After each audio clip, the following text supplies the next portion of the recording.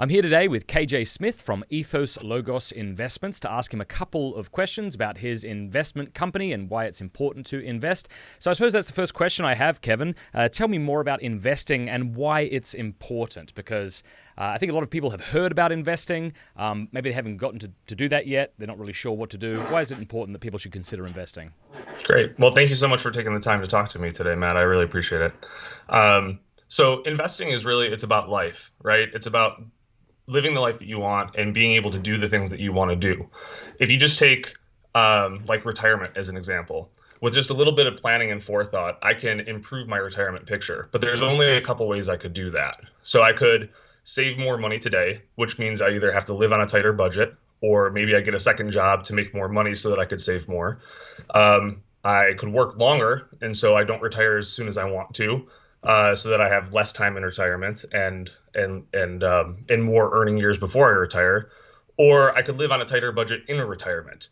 And none of those options really sound good to me, but luckily there is a fourth option that you could invest.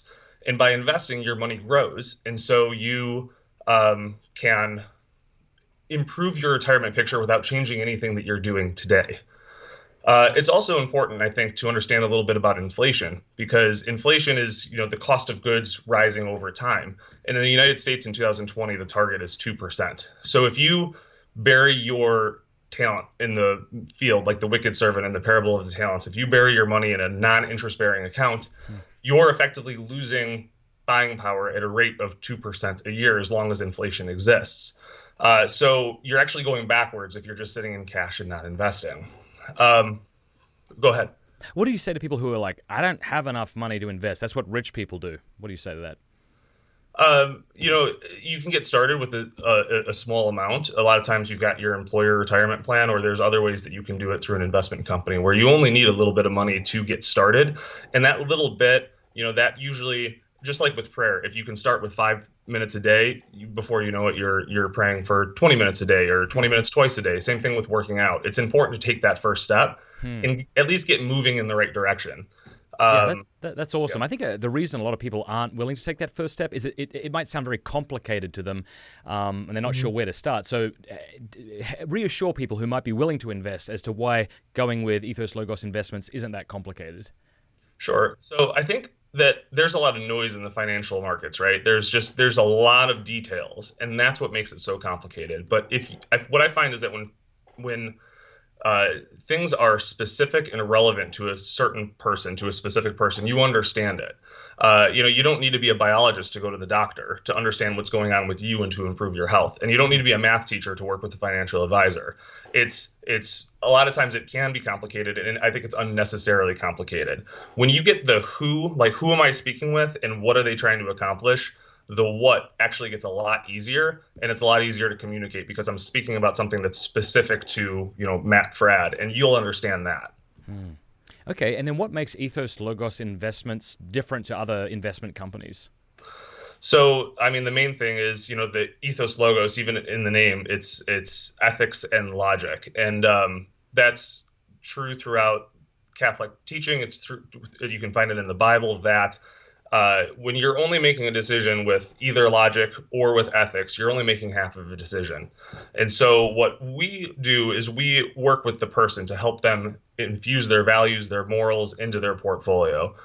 We insulate our clients from things that they'd be morally opposed to profiting from or being complicit with, while also trying to proactively change the world through our investments. Investments are a powerful driver of social impact.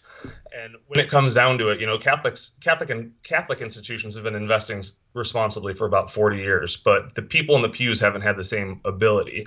And if you're a pro-life Christian and you understand the intrinsic evils, you know that you can't morally hold, abortifacients or embryonic stem cell research. You can't profit from that in your portfolio. If you are awake to the pestilence of pornography, then you shouldn't be profiting from adult entertainment companies in your portfolio, where they won't shop at certain companies, and they understand it's important to vote. So people want to further their mission, but where it's usually lacking is that people don't understand that that's in investments as well. And it's becoming more and more common. Like I said, Catholic institutions have been doing it for about 40 years, and Catholic individuals and Christian individuals are just starting to really come on board and realize that you can have your cake and eat it too. You're not giving up returns to invest in a socially responsible way. Mm. You are just kind of you're being aware of the real world impact, and you're taking very seriously both, Jesus's call to invest, where he had the parable of the talents, and the wicked servant was the one that buried it in a field, because he wasn't maximizing the good he could do with the gifts that his master gave him. Um, and so you're called to invest, but also, the second greatest commandment is to love your neighbor as yourself. And if you are turning a blind eye to companies that engage in human trafficking in their supply chain or that produce abortifacients, then you're not doing that either. Mm. And then that could even be construed as a violation of the first commandment, where you're putting money and returns and whatever above your faith. And there's no need to. You can do both. The problem is how to do it, and Okay. that's where there's not as many advisors that work in that space and that bring it to individuals. I had done this for institutions for several years and realized that individuals didn't have anybody having this conversation with them, and I wanted to change that. That's really cool. Okay, so suppose somebody's listening to this and maybe they've never invested before, and they're thinking, okay, I'm ready to give this a shot, and you seem like a great guy, good, solid Catholic company. What do I do? Who do I call? Who do I email? How do I begin this journey? Yeah, so either if they're on this page, they're on the Matt Fradd, the Pints, the elinvestments.net/Pints already, and so they can scroll down and there's a contact form that they could fill out, and that'll send an email to Ethos Logos, and most likely I personally be reaching out to people just to have a conversation. We're not going to try to convince anybody to invest with us, right? They're like, this conversation either resonates with you or it doesn't. So we're not going to be right for everybody. There are certainly people that just aren't a right fit for Ethos Logos. But if the things that we're talking about and merging your faith and your values into your investment portfolio and trying to make an impact on the world in that way, if that resonates with you, then the people that we're meant to serve are going to find their way to us. Oh, that's awesome. All right, well, thank you so much for your time today. Appreciate it. Thank you, Matt.